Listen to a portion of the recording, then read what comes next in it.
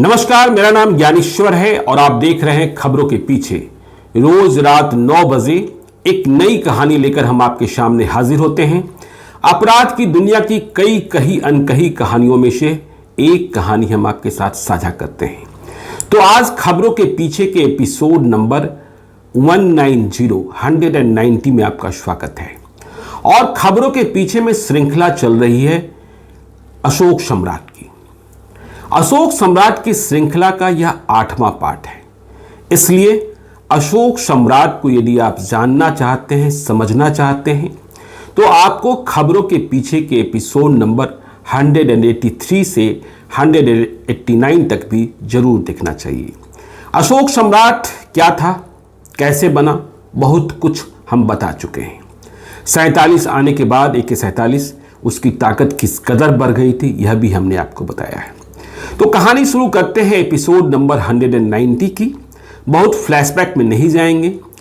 बरौनी से लेकर गोरखपुर तक कैसे साम्राज्य उसका फैला, दुश्मनों को कैसे वह साफ करता गया, सूरजभान सिंह से कैसे लड़ा, सूरजभान सिंह कैसे बच गए, फिर राम लखन सिंह बनाम रतन सिंह की लड़ाई में वह कैसे शामिल हुआ, और कई और लड़ाइयाँ।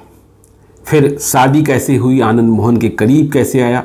देखिए, इस कहानी में जो आज हम बता रहे हैं, फिर से अशोक सम्राट की पत्नी का नाम आएगा।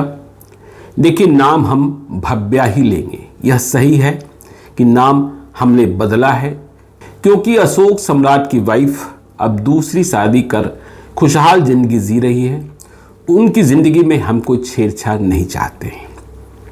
तो आज की कहानी में हम आपको बताएंगे कि अब अशोक सम्राट को कैसे खादी मतलब राजनीति का शौक चढ़ा और किस कदर लगा कि हमें अब विधायक बन जाना चाहिए, क्या परिस्थितियां हुई। देखिए, बिहार के बाहुबलियों की यह फितरत है, या यूं कहें कि उस दौर में देश के बाहुबलियों की यह फितरत थी कि जब नाम हो जाता था, वोट खरीदने के लिए दाम हो जाता था और हथियारों के बल पर कुछ भी करने की ताकत हो जाती थी, तो उनका रास्ता राजनीति की ओर ही जाता था। तो अशोक सम्राट कैसे नहीं जाता, यह बात मानी नहीं जा सकती है। और अशोक सम्राट की दिलचस्पी, अशोक सम्राट के रिश्ते तो शुरू से ही राजनीतिज्ञों के साथ बनने ही लगे थे। बरौनी की लड़ाई भी कम्युनिस्ट बनाम कांग्रेस की थी। फिर जब वह मुजफ्फरपुर आया तो हेमंत शाही मतलब LP शाही के बेटे के करीब गया। हेमंत शाही ने पहला चुनाव 1990 में जब वैशाली विधानसभा से कांग्रेस के टिकट पर लड़ा, तब भी अशोक सम्राट ने मदद की थी। लेकिन यह बदकिस्मती रही। बदकिस्मती अशोक सम्राट के साथ भी है कि वह चुनाव में कभी सफल नहीं हो पाया। तो हेमंत शाही की भी बदकिस्मती थी कि 1990 का चुनाव वो हार गए, मामूली मतों के अंतर से ही हारे। बिसिन पटेल ने, जो जनता दल के उम्मीदवार थे, उन्होंने चुनाव हराया था कोई 3000 मतों के अंतर से। तो मुजफ्फरपुर की राजनीति के बारे में हमने आपको पहले बताया है कि वहाँ ललितेश्वर प्रसाद शाही LP शाही बनाम रघुनाथ पांडे हुआ करता था। तो रघुनाथ पांडे की ओर जहाँ चंदेश्वर सिंह थे, जिन्हें AK-47 से अशोक सम्राट ने मारा था, वहीं LP शाही हेमंत शाही की ओर अशोक सम्राट था। तो 1990 के चुनाव के बाद लोकसभा का चुनाव फिर से आया 1991 में। 2 ही साल के बाद चुनाव हो रहा था। 1989 के चुनाव में ही ललितेश्वर प्रसाद शाही मुजफ्फरपुर लोकसभा का चुनाव हार गए थे। जॉर्ज फर्नांडिस को जीत मिली थी। ऐसे में जब 1991 का चुनाव आया तो कांग्रेस ने LP शाही को टिकट नहीं दिया। टिकट मिल गया विरोधी खेमे के रघुनाथ पांडे को, कांग्रेस का टिकट। और यह बात हेमंत शाही को नागवार गुजरी। जब यह बात हेमंत शाही को नागवार गुजरी तो अशोक सम्राट को भी गुजरना था।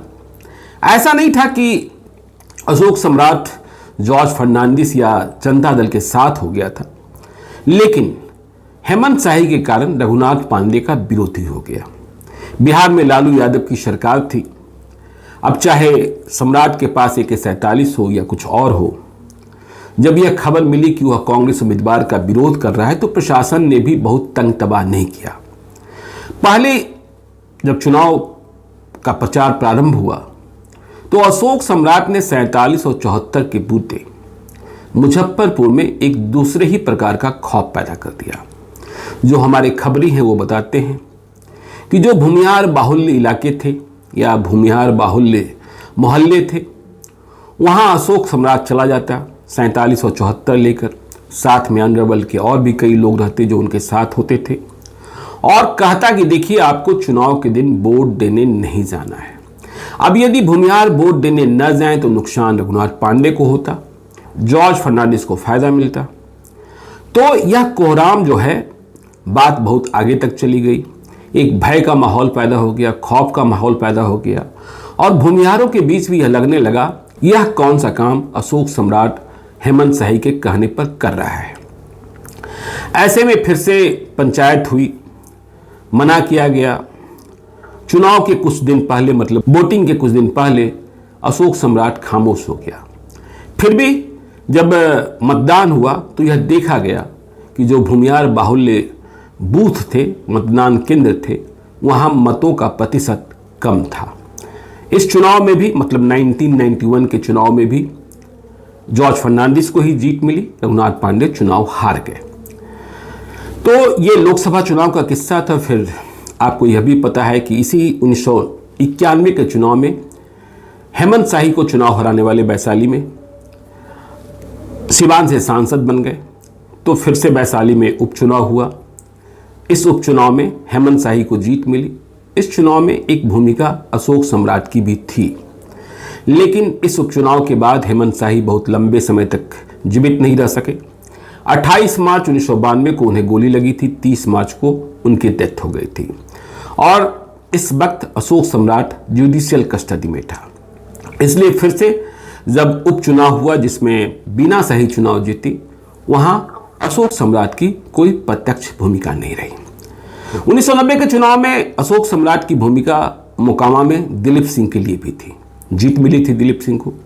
बेगूसराय में कुछ कांग्रेस प्रत्याशियों का भी अशोक सम्राट ने समर्थन किया था।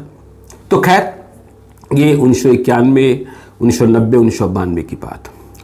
देखिए आगे आपको हमने बताया कि अशोक सम्राट का विस्तार कैसे हुआ, अशोक सम्राट का आधिपत्य कैसे हुआ, अशोक सम्राट के पास रुपए कैसे बरसे, अशोक सम्राट ने शादी कैसे की। अशोक सम्राट की शादी भव्या के साथ हुई, और इस शादी के पहले ही अशोक सम्राट आनंद मोहन के बहुत करीब आ चुका था। आनंद मोहन तब लालू यादव के खिलाफ बहुत ही फायरब्रांड नेता थे। तो जब ये आनंद मोहन के करीब आ गया और भव्या से शादी हो गई, नाम बदला हुआ है, मैंने पहले ही बताया है, तो भव्या ने अशोक सम्राट को सही रास्ते पर लाने की कोशिश की। देखिए, जब भव्या ने अशोक के साथ प्यार किया था तो भव्या को नहीं पता था कि यह शख्स अशोक सम्राट है, लेकिन शादी के पहले अशोक सम्राट ने अपनी पहचान बता दी थी। फिर भी भव्या ने शादी का फैसला किया था, और भव्या ने शादी के फैसले के साथ कुछ शर्तें भी रखी थी कि शादी के बाद तुम्हें इन रास्तों को छोड़ना पड़ेगा। तो शादी के बाद भव्या इस बात की कोशिश कर रही थी कि अशोक सम्राट खूनी गैंगवार को छोड़ दे, मतलब मारकाट बहुत हो चुका, अब दुश्मनों से लड़ाई बंद हो, नए दुश्मन बनाए जाने बंद हो। लेकिन अशोक सम्राट की भी एक मजबूरी थी, और वह मजबूरी यह थी कि ठीक है, हम खून खराबा बंद भी कर दें, लेकिन सेल्फ डिफेंस में हथियार तो रखना ही होगा, 47 तो रखना ही होगा, फिर मेरी पहचान भी तो 47 ही है। तो इन बातों पर सहमति थी, लेकिन अशोक सम्राट ने एक बात और कही कि मेरी जिंदगी और मेरा बिजनेस ठेका है, रेलवे कॉन्ट्रैक्ट्स है, तो इसे नहीं छोड़ सकते हैं, और इसे लेने के लिए जो कुछ करना होगा वह करेंगे, इसमें बाधा मत डालना। यह बात उसने भव्या को कही। भव्या की भी मजबूरी थी। एक बात और ध्यान रखिएगा कि भव्या के साथ जो शादी हुई, बाद में भव्या के परिवार वालों ने, मतलब अशोक सम्राट के ससुराल वालों ने भले ही अशोक सम्राट को स्वीकार लिया, लेकिन परिवार वालों ने, अशोक सम्राट के परिवार वालों ने नहीं स्वीकारा। बस उस परिवार में एक भतीजा, जिसे लोग बाद में मिनी सम्राट भी कहना शुरू करते थे अपने लोग, वह अशोक सम्राट के बहुत करीब रहा, उनकी बातों को बहुत ही सम्मान देता रहा। तो अशोक सम्राट आनंद मोहन का संबंध, इस बीच आपको यह भी याद होगा कि वैशाली लोकसभा के लिए भी उपचुनाव हुआ था। इस उपचुनाव में किशोरी सिन्हा बनाम लवली आनंद का चुनाव था और यहाँ बड़ी लड़ाई हुई थी। इस लड़ाई में जीत मिली थी। यदि आपको बिहार के अंडरवर्ल्ड की जानकारी हो तो आपको इस बात की भी जानकारी होगी कि 1995 के चुनाव के पहले, 1995 के विधानसभा चुनाव के पहले ही बृजबिहारी प्रसाद के दस्ते ने, बृजबिहारी प्रसाद के गुर्गों ने छोटन शुक्ला की भी हत्या कर दी थी। छोटन शुक्ला की हत्या से अशोक सम्राट पर बहुत फर्क नहीं पड़ता था, क्योंकि दोनों करीब नहीं थे, दोनों में पहले दुश्मनी थी। लेकिन आनंद मोहन एक ऐसे वृक्ष थे जिनके पास अशोक सम्राट भी था और छोटन शुक्ला भी था। तो 1995 का विधानसभा चुनाव आ गया। अशोक सम्राट की भी इच्छा हुई, भव्या को भी अशोक सम्राट को दूसरे रास्ते पर ले जाना था। भव्या को लगा कि जब ये विधायक बन जाएंगे, पॉपुलैरिटी तो है ही, भूमियार समाज भी मानने लगा है, तो फिर ये रास्ते खुद ब खुद बंद हो जाएंगे। तो मुजफ्फरपुर में कुर्नी विधानसभा का चयन किया गया कि कुर्नी विधानसभा क्षेत्र से अशोक सम्राट, जिसका असली नाम अशोक शर्मा, वह चुनाव लड़ेगा। अशोक सम्राट ने बिहार पीपल्स पार्टी, आनंद मोहन की पार्टी के टिकट पर चुनाव नहीं लड़ा, इंडिपेंडेंट ही चुनाव में खड़ा हुआ। सामने थे जनता दल के बसावन प्रसाद भगत और समता पार्टी के सिंहेश्वर सहनी, बीजेपी के चंदेश्वर प्रसाद। देखिए, जब 1995 का चुनाव हो रहा था तो आपको याद होगा TN सेशन मुख्य चुनाव आयुक्त बन गए थे और बिहार विधानसभा का चुनाव बहुत लंबा खिंच गया था। लालू यादव से बिल्कुल सीधे तौर पर ठनी हुई थी। TN सेशन इस बात पर अडिग थे कि बिहार का चुनाव हिंसा मुक्त कराएंगे। 1990 का विधानसभा चुनाव और 1991 का लोकसभा चुनाव भी आपको याद होगा, जिसमें बहुत बड़े पैमाने पर हिंसा हुई थी। विधानसभा चुनाव में तो 100 से भी अधिक लोग मारे गए थे 1990 के चुनाव में। तो 1995 का चुनाव TN सेशन की जिद के कारण बिहार में हिंसा मुक्त चुनाव कराने के उद्देश्य से चुनाव जो था बहुत ही लंबा खींचता चला जा रहा था।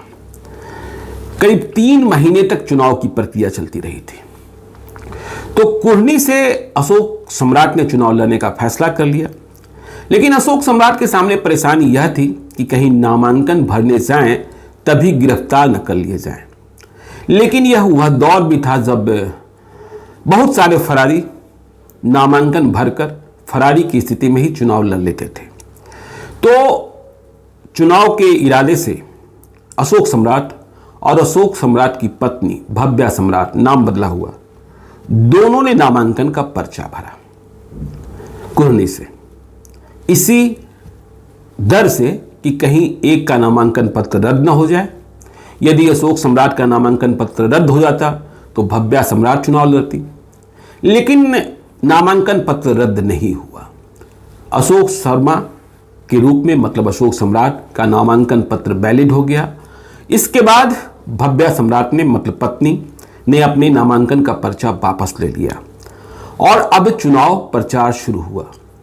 करीब 2.5 महीने तक चुनाव प्रचार चलता रहा, बहुत ही गहमागहमी रही और अशोक सम्राट के चुनाव मैदान में आ जाने के कारण जनता दल के उम्मीदवार बसावन प्रसाद भगत तो डर ही गए थे। देखिए, अशोक सम्राट इस चुनाव प्रचार में स्वयं ओपन कैंपेनिंग तो नहीं कर रहा था, लेकिन रात को या फिर चुपके से यहां वहां जाता भी था और वह मुजफ्फरपुर में ही रह रहा था। इसमें भी कोई शक शुबहा नहीं है। और चुनाव प्रचार खुले में इसकी जिम्मेदारी स्वयं अशोक सम्राट की पत्नी भव्या सम्राट ने संभाल रखी थी। भव्या देखने में भी सुंदर थी, स्मार्ट थी। मुझे एक गाड़ी याद है, शायद एम्बेसडर कार हुआ करता था। इस गाड़ी में 4 लोग बैठते थे। आगे की सीट पर भव्या होती थी, अशोक सम्राट की पत्नी, और इस गाड़ी को ड्राइव कर रहा होता था भव्या का भाई बिट्टू। पीछे की सीट पर अमिताभ कुमार बैठते थे। वे मुजफ्फरपुर के सोशल और पॉलिटिकल एक्टिविस्ट थे, अशोक सम्राट के वेलविशर थे। भव्या उनका परिचय प्रतिष्ठित परिवार से थे, हैं भी अभी। भव्या उनका परिचय अपने देवर के रूप में, मतलब अशोक सम्राट के छोटे भाई के रूप में कराती थी। और इस एम्बेसडर कार में जो चौथे व्यक्ति मौजूद होते थे वे होते थे भव्या के मौसा। आपको पता है भव्या वैशाली जिले के ही दिग्घी की रहने वाली थी, अभी भी है। तो ये चार लोग चुनाव प्रचार पर निकलते और चुनाव प्रचार करते। चुनाव प्रचार कहां से शुरू होना है, भव्या कहां से आएगी, बिट्टू कहां से आएगा, अमिताभ कहां से आएंगे और मौसा कहां से आएंगे, इस रास्ते को, आने जाने के रास्ते को बहुत ही गुप्त रखा जाता, क्योंकि आखिर भव्या को पहुंचना वहां होता था जहां अशोक सम्राट भी टिका हुआ था। तो लोग जमा भी होते अलग अलग और चुनाव प्रचार के बाद शाम को या रात को डिस्पर्स भी होते अलग अलग, मतलब रास्ते अलग अलग हो जाते। इसमें गोपनीयता बरकरार रखी जाती। देखिए, जब यह चुनाव प्रचार चल रहा था या चुनाव की तैयारी चल रही थी, आपको हमने पहले के एपिसोड में बताया है कि बृजबिहारी प्रसाद के साथ अशोक सम्राट के रिश्ते अच्छे थे। लेकिन इस 1995 के चुनाव में ही बृजबिहारी प्रसाद के साथ अशोक सम्राट के रिश्ते भी खराब हो गए।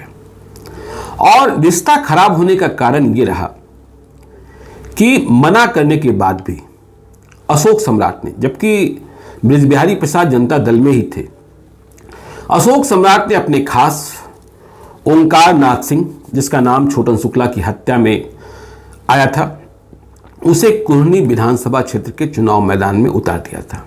ओंकार नाथ सिंह जाति से राजपूत और कुर्नी विधानसभा क्षेत्र के कई गांव राजपूत बाहुल्य थे। तो इस बात को लेकर अशोक सम्राट चिढ़ा हुआ था और यह बात अच्छी नहीं लगी थी। जिन्हें पुराने दिनों की बात याद है, चुनाव प्रचार की बात याद है, 2.5 महीने का चुनाव प्रचार था, कि ये जो अमिताभ कुमार थे, सोशल पॉलिटिकल एक्टिविस्ट, अच्छे परिवार के, वे भी उसी तरीके से गोरे थे, उम्र भी तब अशोक सम्राट के बराबर ही थी। ओंकार नाथ सिंह को बृजबिहारी प्रसाद के जो खास थे, जो निर्दलीय चुनाव लड़ रहे थे, उन्होंने दूर से देखा अमिताभ को, तो उन्हें लगा कि ये अशोक सम्राट ही है।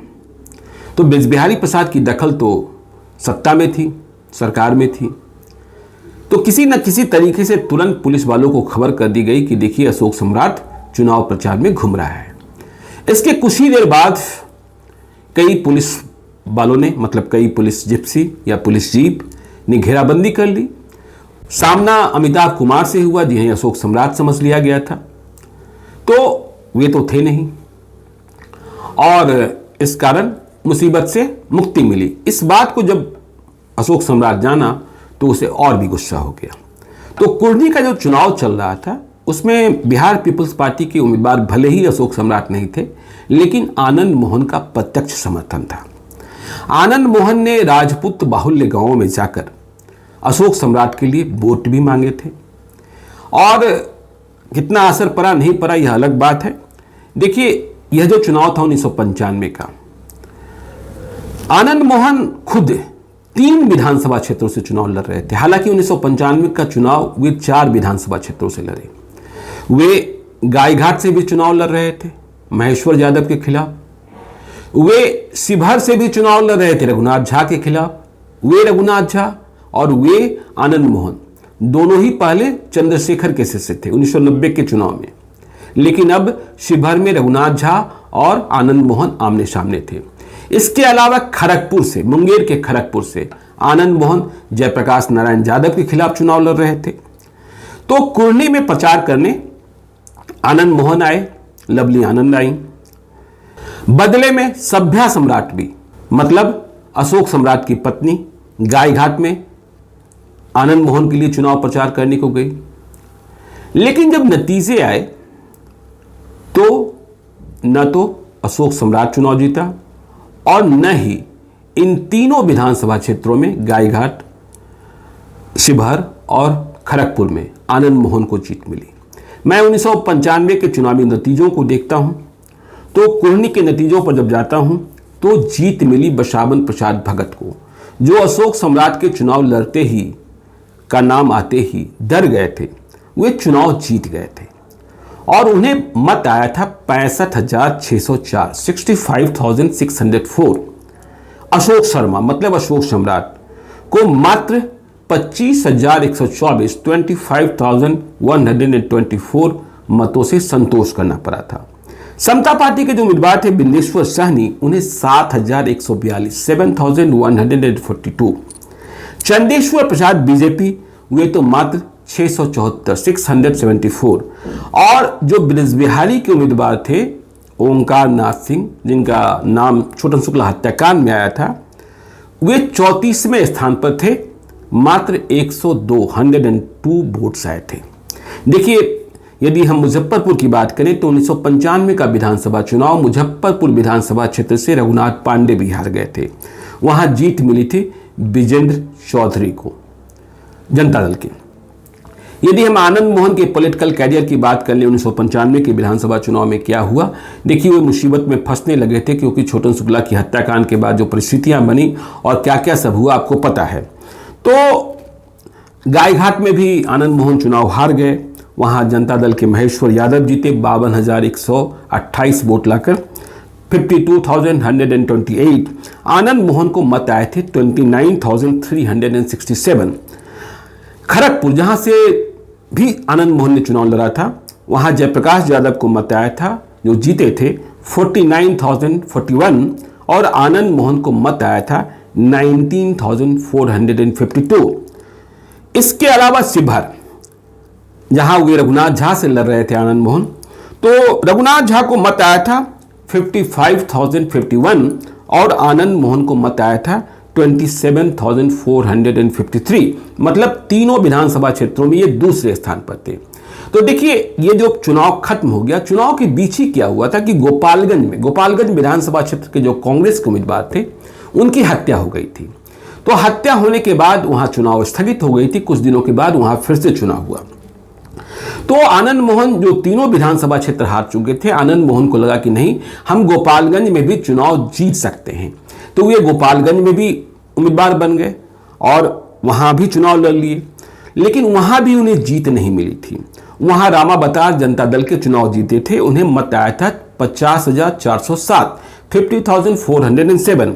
और पुतुल देवी को मत आया था, जो कांग्रेस की थी, 21,502। और आनंद मोहन तीसरे स्थान पर यहां थे 16,673 मतों के साथ।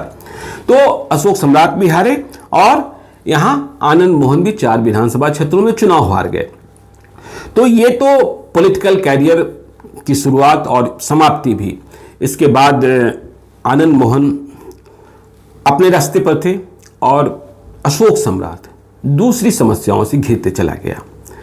और ये जो समस्याएं थी, वो समस्याएं थी अपनों से। अपनों के बीच ही फूट पड़ने लगी, अपनों के बीच ही दुश्मन बढ़ने लगे, अपनों से ही तनातनी होने लगी।